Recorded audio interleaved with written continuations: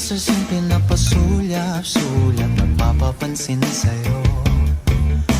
Umabot sa palitan ng mga mensahe, kilig na kilig ako. Kumusta, kain na, hello, magandang umaga. Ingat ka, pahinga, huwag kang masyadong magpupuyat pa. Naramdaman ng puso na dahan-dahan akong nahuhulog sa'yo. Sa kada araw natin na pag-uusap, meron nang namumuo.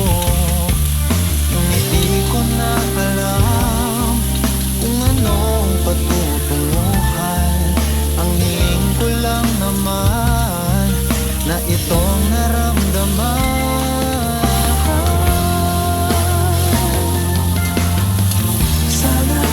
Sana naman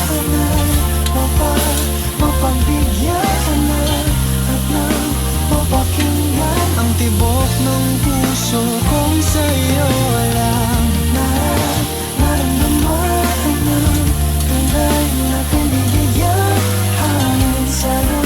Sana naman mapagbigyan ng tibok ng puso.